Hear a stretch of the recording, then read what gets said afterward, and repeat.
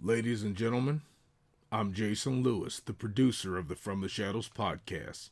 Tonight we have a very special episode where the guest is one of our very own team members, the judge. The judge will be opening up to share one of his experiences that helped to shape his curiosity and to make him a true believer in the unexplained. The judge has an encounter with a cryptid creature which changed his life and made him a true believer. Without any more delay, let's get started with this amazing tale. And now I will turn you over to your host, Shane Grove. Welcome to this episode of From the Shadows podcast. Today we are going to hear the story that is the genesis for the judge and I to start this podcast. So let's get right into it. So Judge, would you care to rehash a story that I first heard when I was probably 16, 17 years old? Back in our high school days. Sure. Now keep in mind, Judge is way older than me. He's probably 6. So he was a year older than me in high school, and I firmly remember the night we were playing poker, playing cards, and the night after this happened, and the judge came in and told us this story. Okay, so summertime. High school, I was running cross country, and I was preparing for the season. It was summer, it was hot, and we'd had a stretch, and I can't remember exactly what week it was, but I believe it was in August, early August, and we'd had like 3 days where it was really, really hot, 100-degree weather, and I was like, you know what, I'm not a morning person. I can't get up and run at 6, 7 o'clock in the morning. I'm just not that kind of guy. I'm a night owl. I stay up way too late. So I decided I was going to get my 5-mile training run in at night. Grew up out in the country, so run around cornfields, barns, playing hide and go seek as a kid. You know, not afraid of the dark or anything like that. So I said, you know, I'm just going to go out and do a training run. And so there was a road that was by my house. There was a country road that ran about 2.5 miles down to a state route. But to get to that road, to get to that side road, I had to get onto a major road, State Route 4. So if anybody knows anything about Ohio, State Route 4 runs north and south, and it's full of it's full of lake traffic, and so anybody going to and from Lake Erie is going to traverse this area, as well as there's a tremendous amount of semi traffic, and there still is a bunch of semi traffic. So as a kid growing up, I was never allowed to own a bicycle because the traffic was so bad on Route 4. My mom's like, you're going to get yourself killed. I'm not going to let you do it. So to get to this side road that I was going to run down, it's probably, and I can't remember exactly, it's 100 yards maybe, you know. So I cut across Route 4, get to this side road, and it's going to be 2.5 miles down, 2.5 miles back for my 5 miles. So it was a clear night. There wasn't a full moon or anything like that out, but there was a lot of moonlight, no clouds, sky was clear. And when I take off running, there's a cornfield on my right and a bean field on my left. And so the first mile takes you down to a road called Flickinger Road. That would be the first crossroad you'd come to, and that's about a mile. So what's interesting about that is it's all corn for almost an entire mile to Flickinger. Then you get the crossroad, and then there's a woods that runs, I don't know, maybe a quarter of a mile. And not a giant woods or anything like that, but, you know, pretty decent-sized woods. And then from there, you have a series of houses, different side roads and things like that, all the way down to the turning point. So first 2.5 miles, uneventful, run down, turn around, and coming back.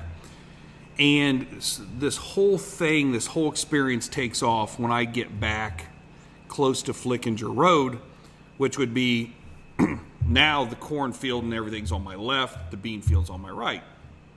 So the woods, I see the woods, and like I said, I'm not scared of the dark. I never was scared of the dark. The woods is on the left, and I get to Flickinger Road, and then the corn starts. And it was right there, I mean, within, 10 yards of passing Flickinger Road, that I noticed to my left that the corn started moving.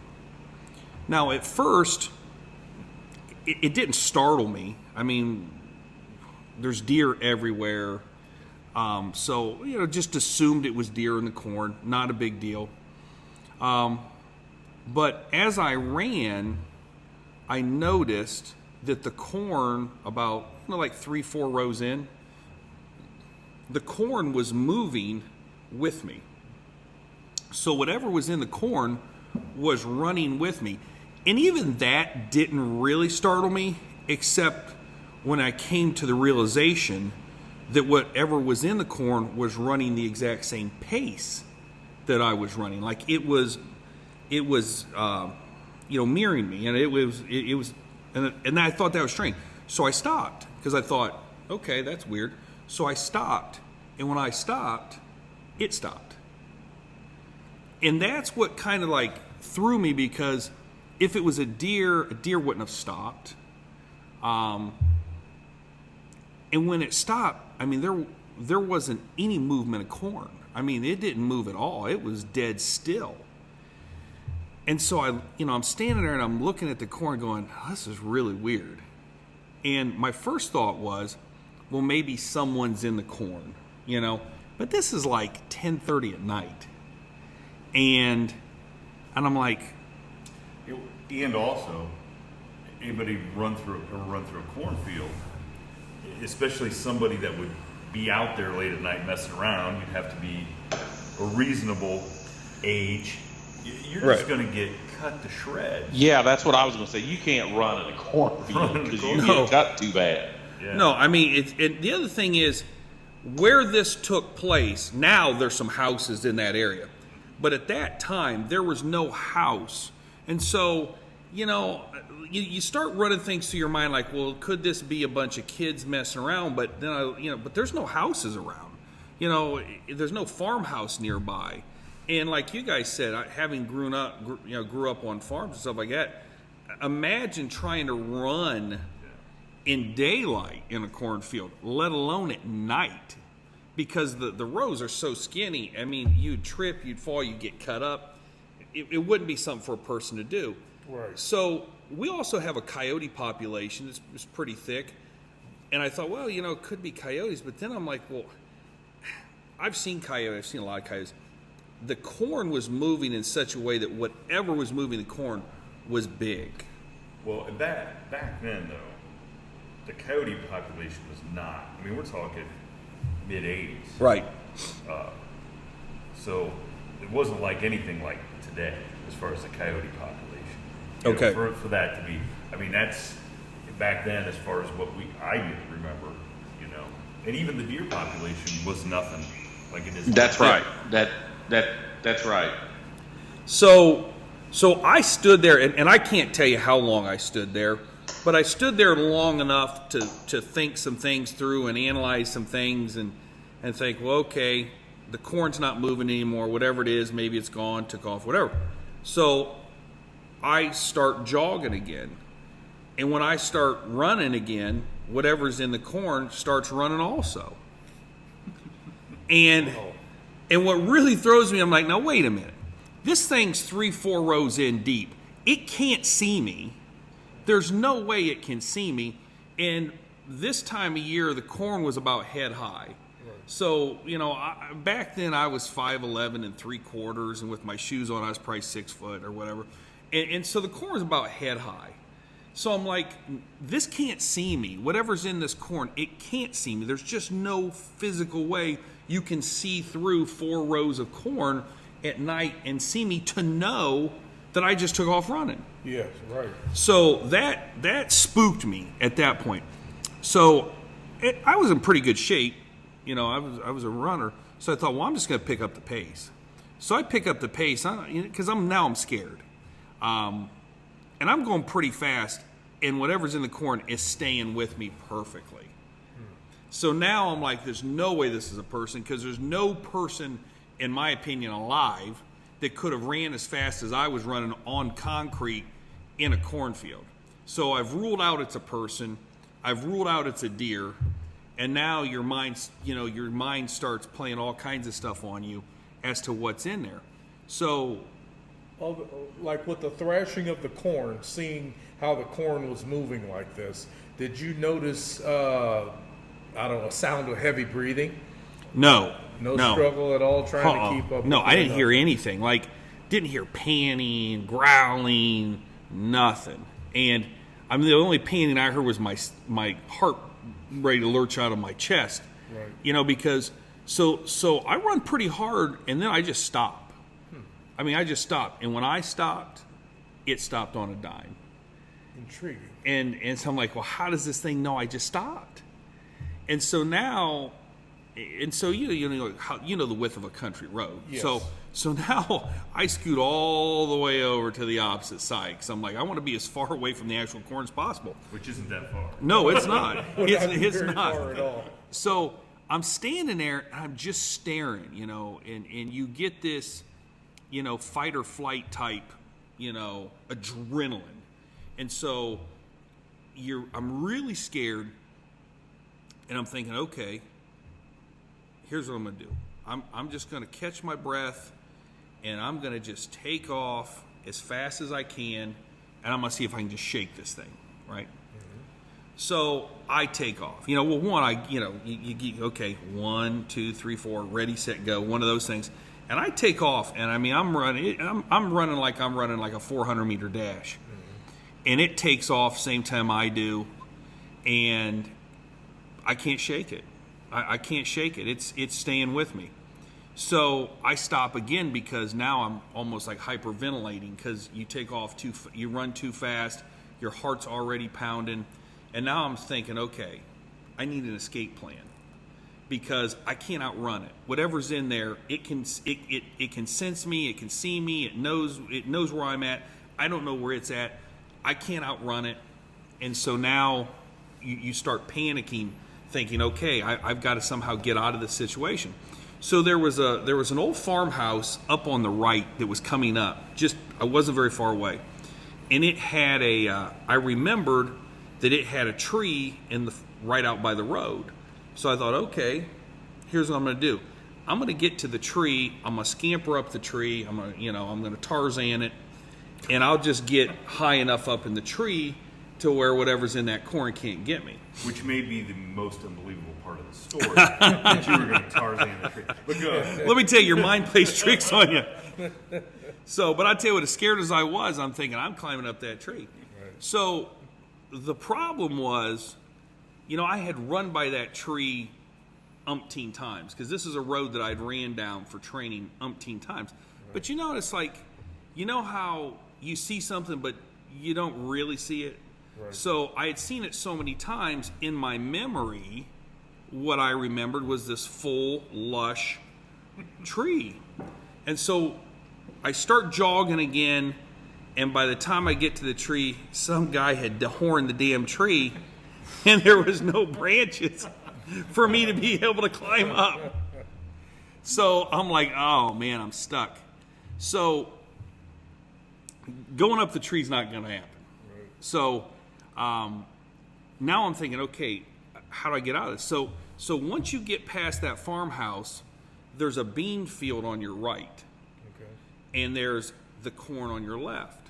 So I'm thinking, okay, maybe I just go right and try to cut through the beans, go down the road, try to cut, I'm going to try to double back or something. But the problem was, the way the rows of the beans ran, I was going to have to cut across them.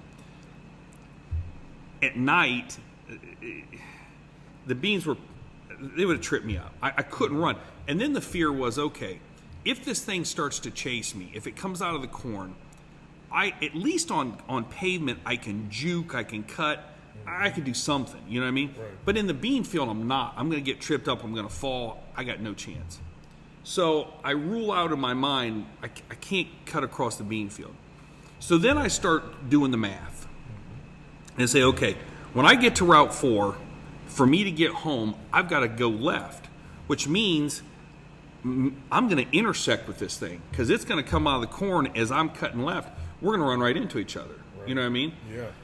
And if my memory serves me correctly, the corn did not run all the way up to the road, because you have the road, and then you kind of have the ditch, and then you have this section of about 10, 15 feet, 20 feet, I don't know, 10 yards of just like wild grass, wildflowers, and stuff like that before the actual corn starts. So there's going to be a point where I'm not going to actually quite be to Route 4 yet, and the corn's going to end, and I'm going to see this thing, and I'm going to have to turn left, and it's got me. Right. If it's a predator, it's got me. I'm stuck. So one of my good friends lived to the right. So I'm thinking, okay, I'm not going to go left and go home. I'm going to go right and go to my friend's house. But the problem with that is he lives probably 150, 200 yards. It's not very far away. To the right. Okay. So there's going to be a point where if this thing comes out of the corn, it's unobstructed by the corn. And it's going to be a foot race for me to get to my buddy's house. But by now, it's 11 o'clock. Mm-hmm. You know what I mean? It's late. And I'm thinking they could have the doors locked. You know what I mean? I'm not going to be able to get in their cars. And I'm thinking, okay, so even if I get there, what am I going to do? But then I remembered that my buddy had a swimming pool. So I'm thinking, okay, if I can get there, I can dive into the swimming pool and maybe get away from this thing. I mean, I don't know. I don't know if this was an amphibious thing that was chasing me or what. Mm-hmm. But that was the only thing in a panic state of mind. And keep in mind, as an almost 50-year-old man, my thought process today, what I would do, is vastly different to when I was a teenage kid. Oh, absolutely. So, it's easy for like us to sit around and round table us. What's that? What would you do today? Pull out your cell phone and call somebody? Or turn the light on? Well, probably. I can tell you this much. Today, the thing in the cornfield wouldn't have to work nearly as hard to keep up with anybody. No, I wouldn't be able to even run. No, I think just walk out and say, I got you. Yeah. Father Time already caught me before that did. But I don't know. I probably would have done things differently. You know what I mean? The old farmhouse, I probably would have just went up and busted the window out and just went in that house and said, I don't care if the sheriff shows up or not. You know what I mean? I'm the judge.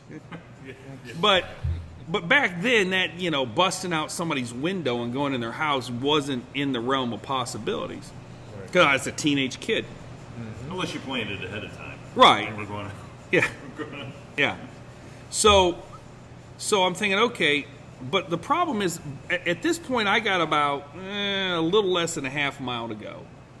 About a little bit until I get to Route 4. So I said, okay, here's what I'm going to do. I'm going to break into a slow jog. And then when I get to the point where I'm getting close to Route 4, I'm just going to gun it. I'm going to just gun it, and I'm going to try to get there, and I'm not going to look back. But the difficult thing about trying to time this up, that you have to understand, is there's so much traffic in August at night that's going up and down there. You get hit by a car. So it isn't like I can just go sprinting out into the middle of the road. I get hit by a semi-truck or a car. So that's part of the whole equation of how am I going to do this? And I'm just, at this point it doesn't matter. I'm going to have to hope. Mm-hmm. So I'm getting closer, and of course this thing's still in the corn. It's still following me. Adrenaline's building up. And then the question that comes to my mind is, am I going to look? And I told myself I'm not going to look, because I thought if I look, I could freeze up. You get scared, you freeze up, or I don't know what it is.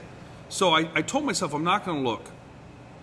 So I'm getting closer, and the corn's about to end, and I'm about to take off, and I look, and I see a semi's coming from my left. But there's nothing coming from my right. I'm going to be able to make it. I mean, I can see the semi-truck coming down the road because it sets up higher. I'm going to be able to make it. So I take off dead sprint, and just as I start to get to Route 4 to turn right, I go ahead and turn my head to look back. I shouldn't have, but I do in part because you're still looking at traffic, and that's when I see this thing step out of the corn. And I got to look at it. I didn't stop and look at it, but I got to look at it, and the only thing that registered in my mind when I saw it was it looked just like the Egyptian god Anubis. It was 6 foot tall, probably, maybe a little taller than that, and it kind of had that Anubis dog-looking head. It was dark, smooth type looking, coat, long arms, like kind of hunched over. It reminded me, in thinking back on it, I didn't think this at the time, but thinking back on it, it reminded me of somebody that was playing linebacker. They were kind of in an athletic stance and kind of hunched forward, you know what I mean? It reminded me of that. And so I sprint. And I'm assuming this thing is right behind me. And I'm sprinting. And then I realized, crap, there's a fence, a chain link fence around the pool. And I'm thinking, God dang it. I pray to God that the gate is open. Because you know how those swinging gates have got the latch that goes up and down? I'm thinking, please, gate be open. Please, gate be open. So I cut across the neighbor's yard, and I get to my buddy's yard, and it goes blacktop. So I hit blacktop, and as I'm getting there, I can see the gates closed. Oh, man. So I instinctually, I'm just going to jump it. But it's too big. I can't jump it. So as I get there, and you know how there's parts of the fence that go up in like a triangle shape above the bar. As I get there, I put my hand on it, my right hand on, and I jump and kind of throw my body over the top, and it just cuts me right across my waist. Because I'm not wearing a shirt or anything. It gouges me. I land and I dive head first into the pool, and I slide on my belly on the bottom of the pool all the way down to the deep end, because the deep end was like 10 feet deep. Ooh. Yeah, it was deep. And I blow all my air out, and then I pinch my nose, and I sit on the bottom of the pool, and I look up, fully expecting to see this thing standing on the side of the pool looking at me. And I'm holding my breath, I'm pinching my nose, and I sit there, and it seems like an eternity. I'm sure it was just a few seconds. But I don't see anything.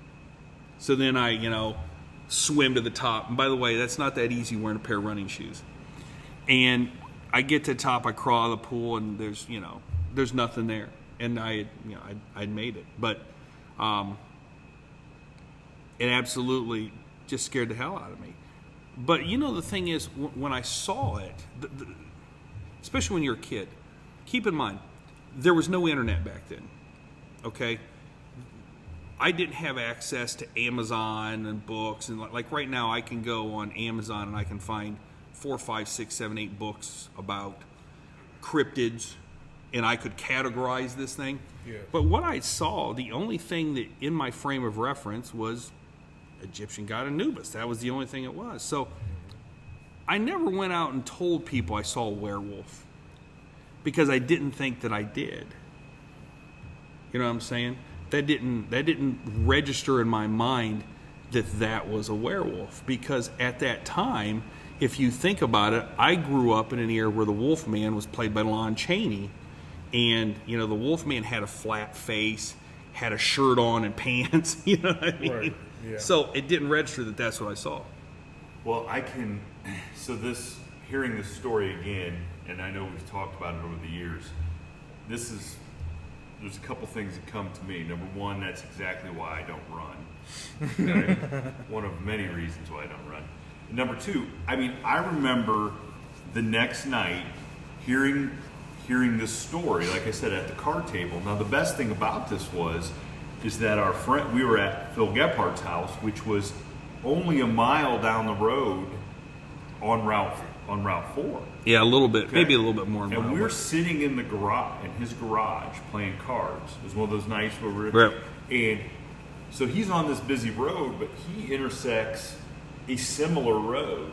Right, It's Andrews Road, yeah. Where and so of course we're all kids, and the judge is telling us this story, and we're all like, whatever, you're full of crap or whatever.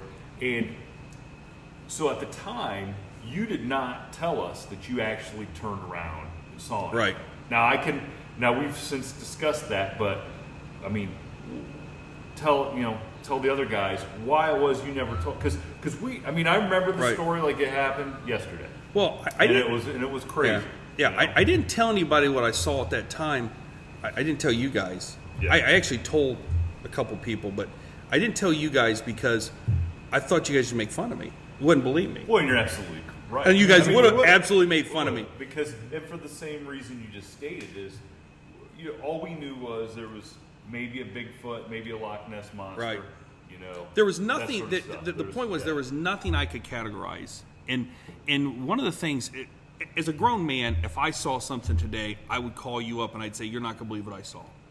But when you're a teenage kid, you worry about people making fun of you, or you worry about people calling you a liar, or you worry about being scorned. And so for me, I struggled with what I saw because I could not place it. I just could not place what I saw. And like I said, werewolf never crossed my mind. It never crossed my mind that I saw a werewolf. And back then, I don't even know that there was a term invented yet of Dogman. You know what I mean? I knew, look, I watched The $6 Million Man, was one of my favorite shows. Okay, I saw Bionic Bigfoot, okay? Was played by what, Richard Keel played Bigfoot? But so I knew what Bigfoot looked like, okay? Or supposed to look like, right, exactly. And this wasn't it. That just wasn't it, So it's like, I couldn't wrap my mind around what it was that I saw. And so I didn't go around broadcasting to people what I saw. At the time I told my dad, and he gave me the same treatment that you guys would have gave me. He gave me, "You're full of crap." But the thing was about that, and this was what the interesting thing was about that. My dad basically acted like I was full of crap and didn't, But I noticed for like multiple nights when he went outside, he had a gun tucked in his pants. And I'd never seen him carry a gun. Like, I knew there was a gun in the house because Dad said, "Look, there's a gun in here. Whatever you do, don't ever play with this gun. If you ever, So I knew there was a gun, but I'd never seen it, never knew what it was. But I'm telling you, for at least multiple nights when my dad went outside, because we had animals and stuff like that, he had a gun tucked in his pants. And I remember, I never asked him this. I never said, "Hey, Dad, are you carrying that gun because you kind of believe what I'm saying?" But it was one of those things in my mind that gave me affirmation that he kind of believed me because, "Well, why are you carrying that gun, man? I've never seen you carry a gun." Like, it kind of resonated with him, like, maybe my kid's not full of crap. But then I thought, well, maybe he's just telling me I'm full of crap, even though he believes me, because he doesn't want me to be scared. He doesn't want me to be paranoid. Because let me tell you something. After that experience, going outside at night, it caused a lot of trepidation. To this day, and I talked to a guy on one of the big Dogman sites, and I told him my story. And I said, to this day, when I go outside at night, I still look, you still have that ingrained in you, like what could be, and obviously the name of our podcast is, From the Shadows. You wonder what could be hiding in those bushes, what could be just around the edge of the garage, what could be, knelt down by your car that you don't see. And even to this day, however many years later, it still is in the back of my mind, like, there always could be something there because I've seen it. Absolutely, no doubt. And a lot of our listeners probably feel the exact same way about that.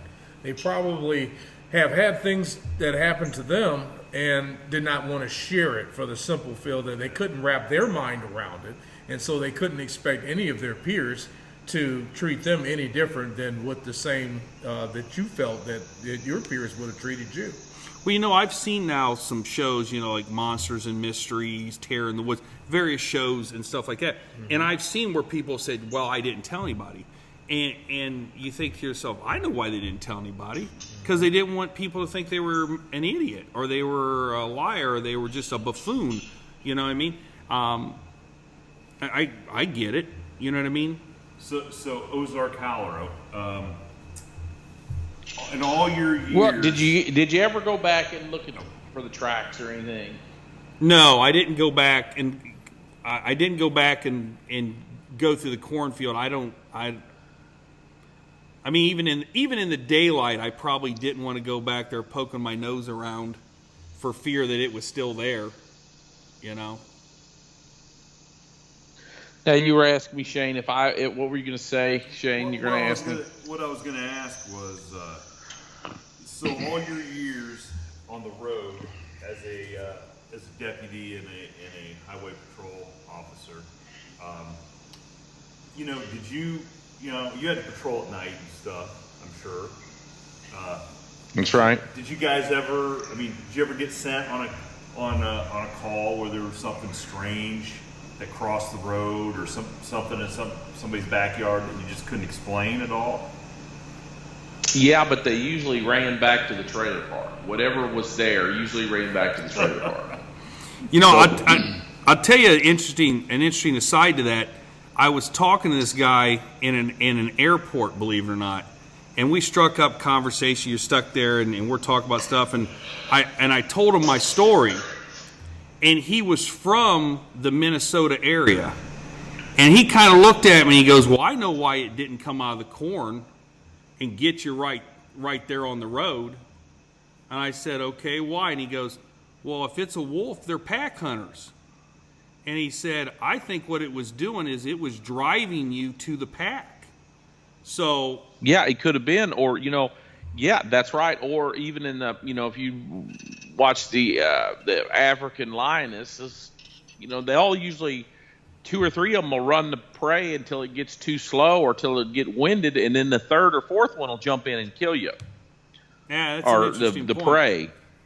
So, you know what I mean? Yeah. So if I would have turned left, there could have been, according to this guy, he's like, well, this thing was driving you. If you'd have went left, because on the opposite side of Route 4, which was on the same side of my house, there was another big cornfield. The rest, if these things are pack animals, the rest of that pack could have been waiting right there, waiting for me to take that turn and then just ambush me. But that brings up, an interesting issue about if the Dogman is real, if what I saw was real, if wasn't my mind playing tricks on me. Are these solitary creatures? Do they move in packs? Because if they're canine-esque, which they look canine-esque, wolves and coyotes, they're pack animals. They travel in packs. They hunt in packs. So, but if that's true, why wouldn't we see more of them? You know what I mean? And I've read a lot, and the books that I've read where people have seen or thought they've seen what we describe as a Dogman, it's almost always a single one. But maybe that's how they're seen. They're not seen as a pack. I don't know. I don't know. As I told you before the podcast, the thing that makes me skeptic the most, I would say, is the fact that they don't get hit on the highway, because the highway is the deciding factor. And as we said earlier, it's the conservation here in Missouri for years said there's no mountain lions. Every once in a while one would get hit, and then they'd say, well, somebody must have raised that illegally and it's come from a pen and got on the highway. Well, then there was, I think, 3 of them last year, and now they said, okay, we have some. Same way with black bears, there were so few that they didn't want to admit that they were here. Whatever, people would see them, and people would be kind of shunned if they said, yeah, we were out coon hunting and we treed a bear. And people go, oh, yeah, right. Well, now it's happening so often, and everybody's got a camera now because everybody's got a phone. And there's so many posted that they've had to come out and say, yeah, there's bears here too, and they've had, now it's every other month there's a new article on don't feed the bears and be kind to the bears. And these are the bears that for 40 years didn't exist. So I don't know, the world is a crazy place. But I would assume by now one would have been hit by a car or truck. So your experience then, and I'm going to completely read into what you just said because you're the skeptic, but I am the skeptic. But so do you think that this could be the same instance? Is there's no such thing as a Dogman, there's no such thing as Bigfoot, there's no such thing as Chupacabra or whatever, because they don't want to admit that those things are running around out there and they don't really have a good grip. I mean, the whole thing with the black bear running out in the woods, I mean, does that make it, I'm not a big nature guy, but does that make it people not want to go camping because there's black bears out in the woods and they're afraid it's going to hurt the economy in that way, or what? I think part of it is they don't want people to be out trying to find them. Okay. Maybe, I don't know.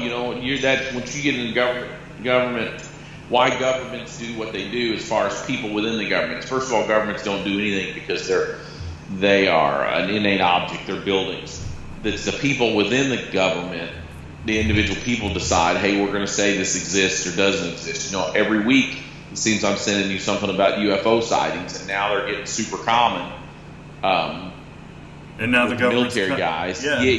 They've come just like these signals from space. Now, I don't necessarily think that ghosts are here in our planet. I don't think that there's, I think the Dogman is probably going to be a bear or a wolf or something,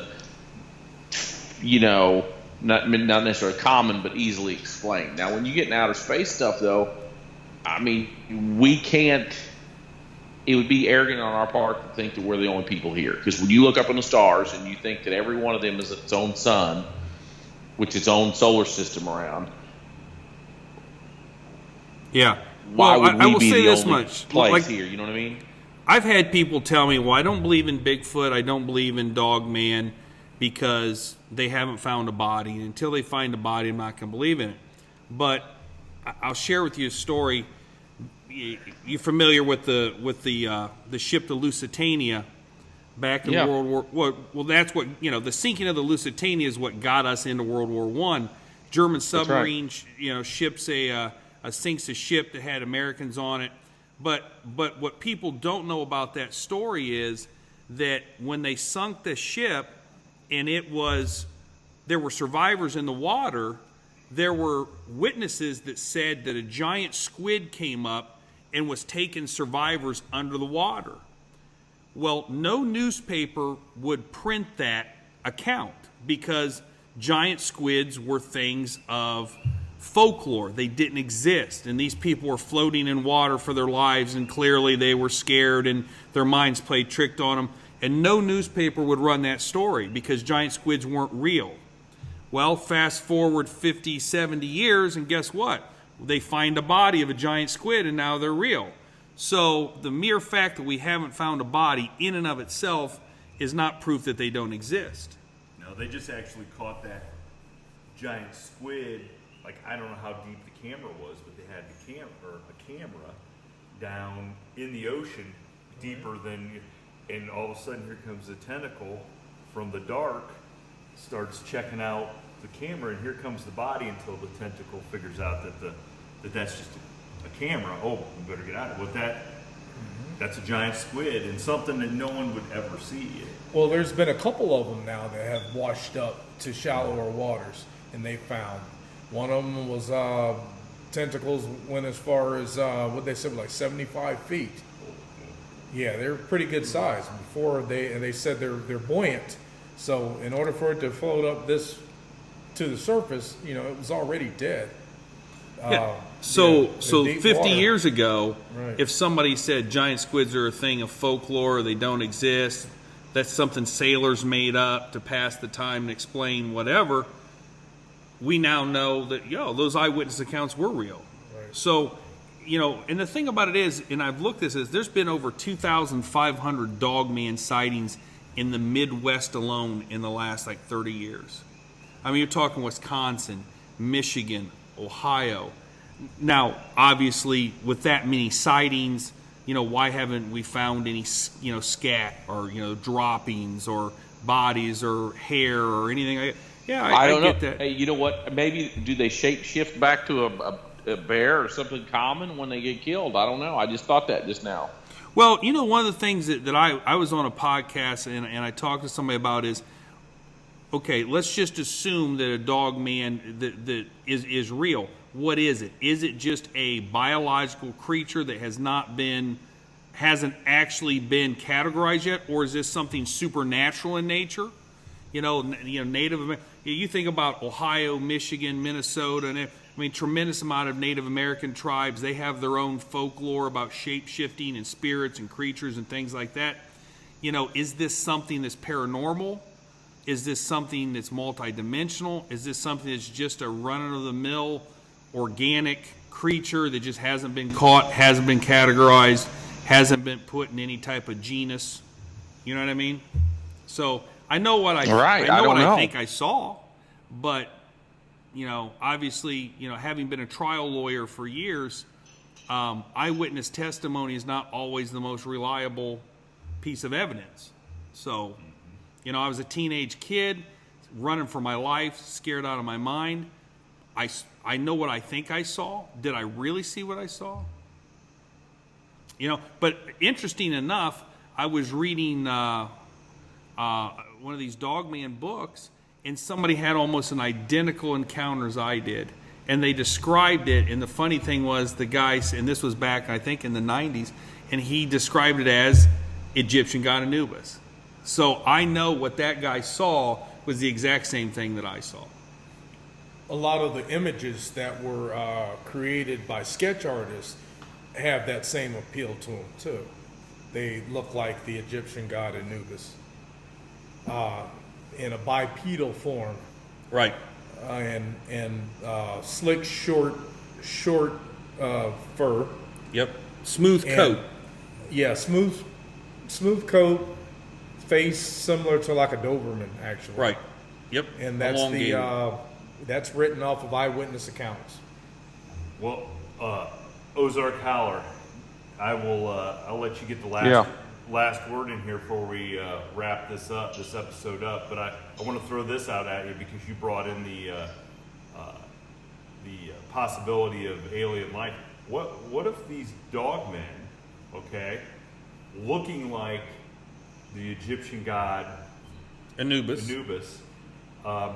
What if this is because all the stories about and the beliefs that maybe the Egyptians were taught what they about building the pyramids and how they Their engineering. Yeah. What if they were visited by they were taught everything by extraterrestrials, and now that's what the Dogmen are. They're the extraterrestrials coming back, and that maybe they're trying to teach this. Or something more sinister is that now that the Earth is more populated, obviously, and our technology is superior, maybe the Dogmen we're seeing are actually just reconnaissance missions, spying on us, not engaging us, monitoring us for some sort of future invasion.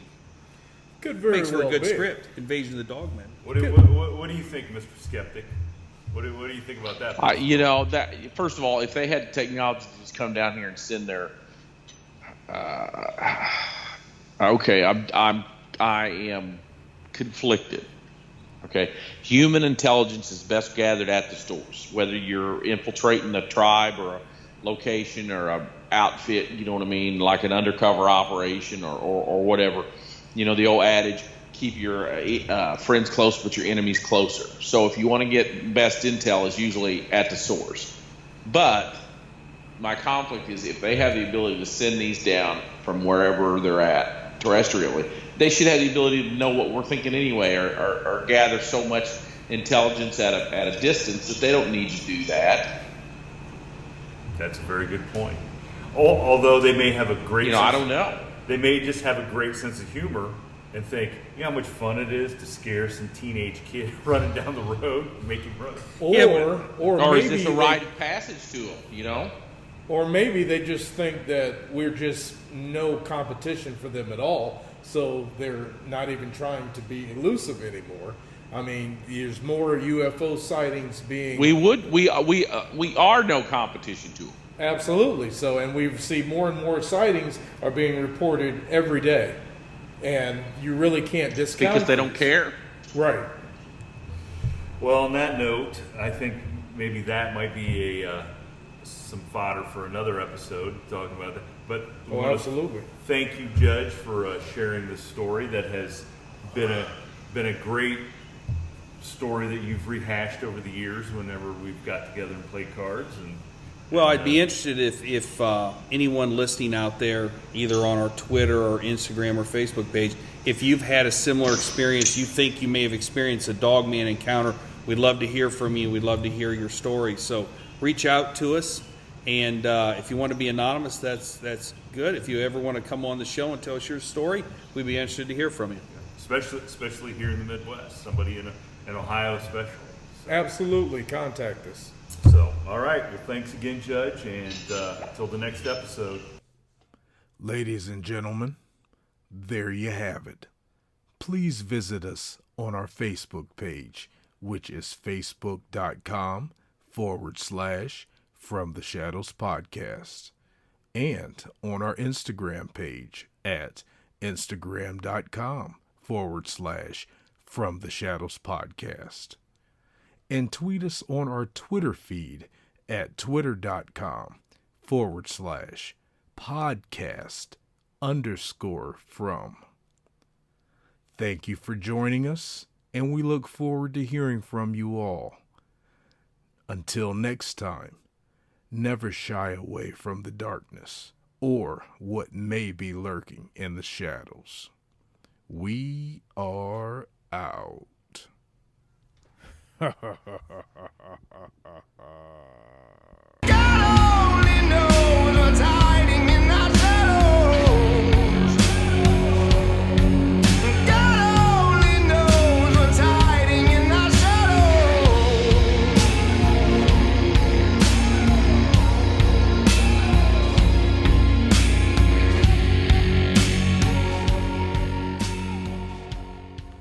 This is Jason Lewis, and I would like to thank you for tuning in and listening to the From the Shadows podcast. And now I would like to turn you back over to your host, Shane Grove, with a word from this week's sponsor. We would like to thank a new sponsor here at From the Shadows podcast, Gebhardt Financial, where owner Phil Gebhardt is so good with money, the Amish borrow from him. Are we allowed to even say that about the Amish? Relax. The Amish don't listen to podcasts. That's Gebhardt Financial for all your financial needs. If you'd like to retire sometime,